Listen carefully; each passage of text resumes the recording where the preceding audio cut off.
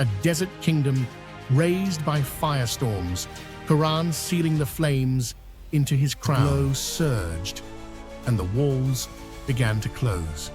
The weight of greed. Trap! Leo shoved against into 7 segments, retracting slowly. Inside, a pedestal held 6 orbs, each swirling with elemental energy. They sacrificed the god flames here.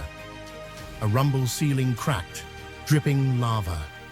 Marcus deciphered obelisk inscriptions. Only humility quells the storm. Jake tossed the crown into the pit. The legend awakens. 4 friends: Jake, the impulsive leader; Marcus, the skeptical historian; Leo, the tech-savvy strategist; and Ethan, the quiet medic, gathered in a dusty Cairo cafe. Marcus slammed a weathered journal on the table. The Temple of Aeternum isn't a myth. It's real. And it's here. The journal detailed a Mesopotamian cult that sealed away primordial god flames, elemental powers that corrupted those who wielded them. Leo traced a satellite image on his tablet, a faint hexagonal structure beneath dunes. Jake grinned. We're finding it. Weeks later, under a blistering sun, Ethan uncovered a stone slab etched with serpents. Leo's drone revealed a staircase descending into darkness. As Marcus translated warnings, the unworthy become ash. Jake pried the slab open. Cold air hissed. Shadows swallowed their flashlights. The breath of embers. The stairwell ended at a cavernous hall.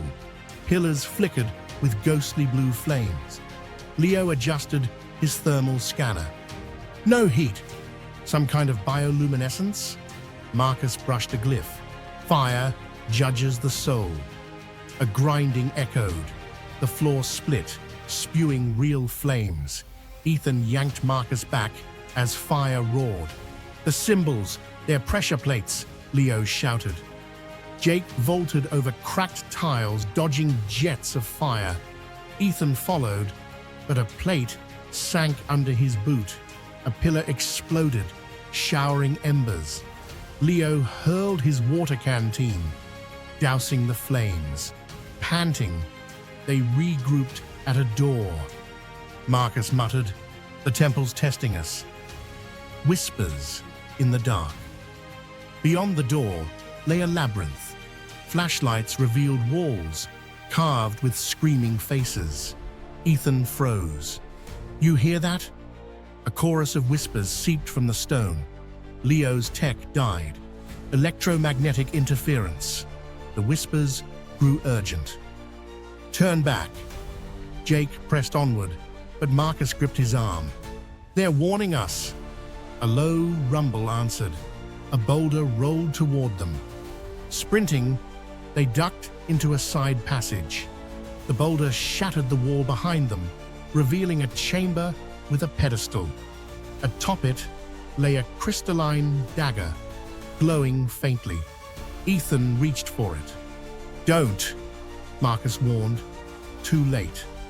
The dagger's glow surged, and the walls began to close. The weight of greed. Trap! Leo shoved against the crushing walls. Jake snatched the dagger. Its edge split his palm. Blood dripped, and the walls halted. The dagger's glow hardened into a shield around them. Marcus gaped. It reacted to you. Jake flexed his hand. No wound. Did I just heal? Ethan examined him. The cut's gone. Leo theorized the dagger channeled life force. Marcus warned, these powers demand balance. What if it takes more than blood next time? A doorway opened, leading to a bridge over a chasm. Below, skeletal remains glinted. Jake stepped onto the bridge. It swayed. Halfway across, decayed ropes snapped. Chasm's price. The friends plummeted, but Jake's shield erupted, slowing their fall. They crashed onto a lower ledge. The dagger's glow dimmed. It's draining him, Ethan realized. Jake's veins blackened. They limped into a waterlogged chamber. A stone door bore a riddle. The river gives life, yet demands death. Leo spotted a pipe system.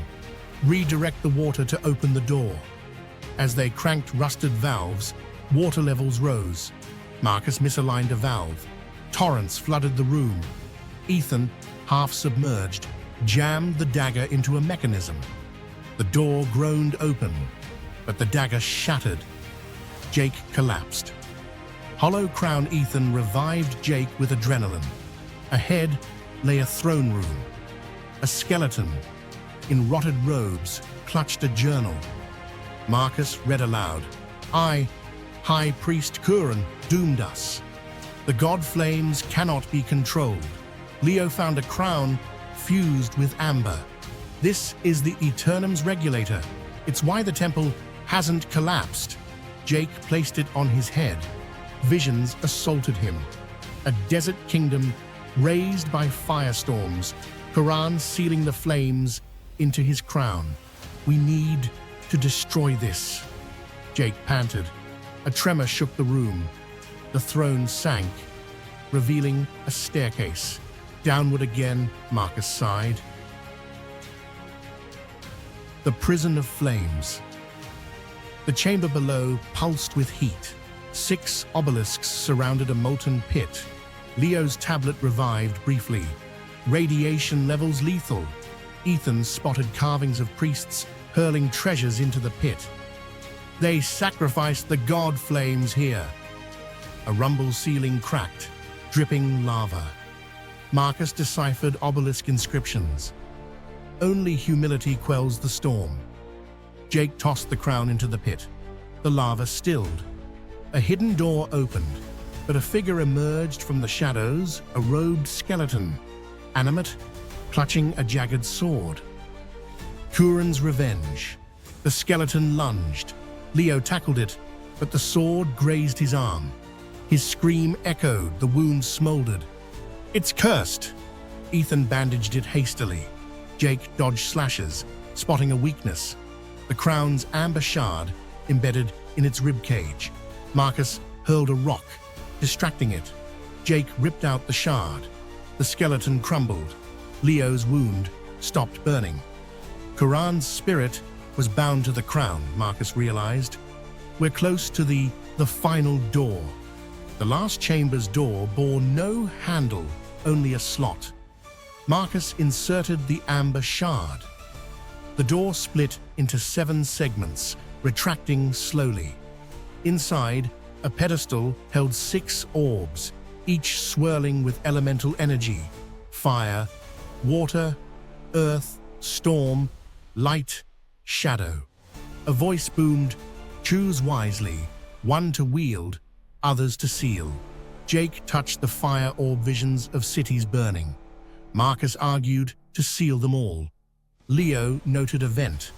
"The surface is above us. Blast it open?" Ethan hesitated.